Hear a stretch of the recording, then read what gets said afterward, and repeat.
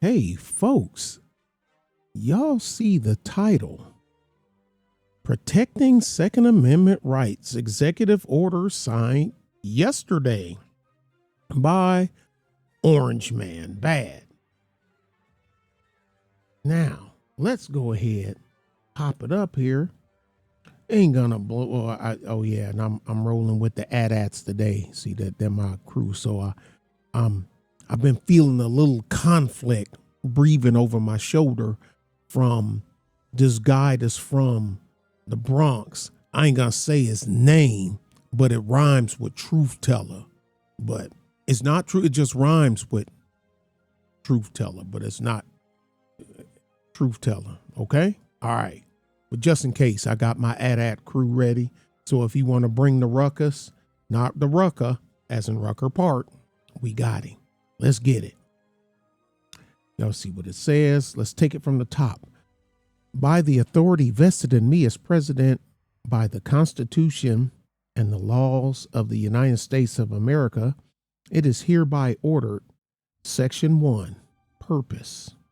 The Second Amendment is an indispensable safeguard of security and liberty. It has preserved the right of the American people to protect ourselves, our families, and our freedom since the founding of our great nation. Because it is foundational to maintain all other rights held by Americans, the right to keep and bear arms must not be infringed. Section 2, Plan of Action. A. Within 30 days of the date of this order, the Attorney General shall examine all orders, regulations, guidance, plans, international agreements, and other actions of executive departments and agencies.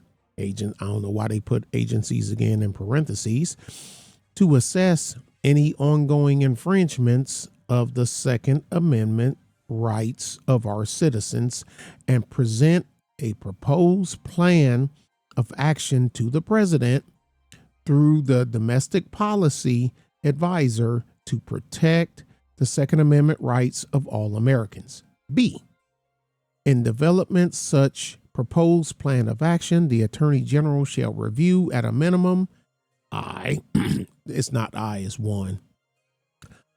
All presidential and agencies' actions from January 2021 through January 2025 that purport to promote safety but may have infringed.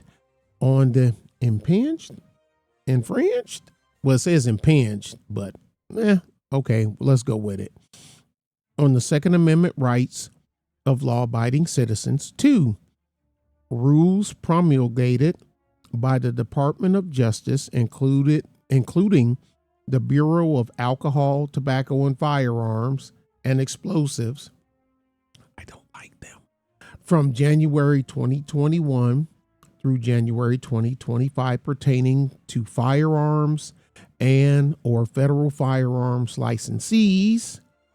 3, agencies' plans, orders, and actions regarding the so-called enhanced regulatory enforcement policy pertaining to firearms and or federal firearms licensees. 4, reports and related documents issued by the White House Office of Gun Violence Prevention. 5, the positions taken by the United States in any and all ongoing potential litigation that affects or could affect the ability of Americans to exercise their Second Amendment rights. 6, agencies' classifications of firearms and ammunition. And 7, the processing of applications to make, manufacture, transfer, or export firearms. Section 3, implementation. Upon submission of the proposed plan of action described in Section 2 of this order, the Attorney General shall work with the domestic policy advisor, I wonder who that is, to finalize the plan of action and establish a process for implementation. Section 4, general provisions. A, nothing in this order shall be construed to impair or otherwise affect: 1. The authority granted by law to an executive department, agency, or head thereof, or 2. The functions of the director of the Office of Management and Budget relating to budgetary, administrative, or legislative proposals. B. The order shall be implemented consistent with applicable law and subject to the availability of appropriations. C. This order is not intended to and does not create any right or benefit, substantive, or procedural, enforceable at law or in equity by any part against the United States, its departments, agencies, or entities, its officers, employees, or agents, or any other person. That's it. The White House. DA. Duh. Now, well, Nick, what does it all mean? Hey, play it back, watch it, read it, grab your Black's Law Dictionary. I have one.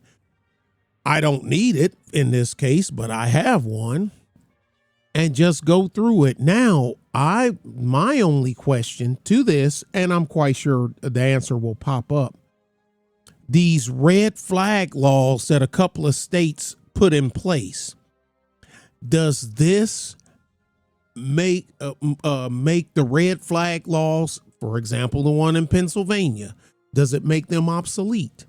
The one where an ex-wife called in, bitter ex-wife called in on her husband, who she hadn't seen in forever.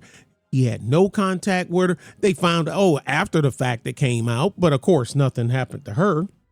And she made a call. Oh, he's dangerous. He got guns, and he might do, and he might do, and he might do. And they sent officers over there to his home. And he like, hello, how can I help you? Lisa said, I ain't seen Lisa in 3 years. I ain't seen her in 2 years. I ain't talked to her. And what are you talking about? Well, the new red line, the new law, blah, blah, skippity, blah, skippity, blah. I ain't giving you nothing. What are you talking about? Gunfight ensued. They killed him. They the people that glow in the dark, when they came there to execute something just on a whim that some chick said, just cause, y'all divorced, but she just ain't willing to let it go and just decided she gonna F with you some more. And nothing happened to her. Where it turned out that she hadn't talked to him. He hadn't seen her. He hadn't went to see her. He ain't looked for her. He ain't do nothing. She's just being a bitch. And he's dead. And so those agents have blood on their hands.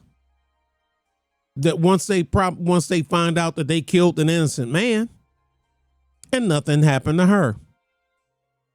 This red flag law is y'all think the bitter ex-wife used child support and alimony as a weapon?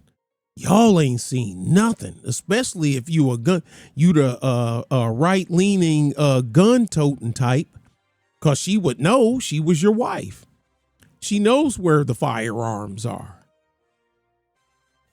And some of them probably got motivated after they heard this innocent man getting killed. That's going to be another arrow in their quiver. Now, we know all women ain't crazy like that, but it's enough of them to make a dent. Tell me what you think. Hopefully they address that too. Hopefully because they said, well, you're not mentally capable. No, we need to give you a mental evaluation to make sure. That ain't what they done. She just made it seem, that he was threatening her and he's harmed, and find out that man hadn't bit more contacted that woman than the man in the moon. Now, why didn't the AG have her arrested? Oh, I said the magic word, her. My bad, y'all. Tell me what you think. Tell me what you think. Bye.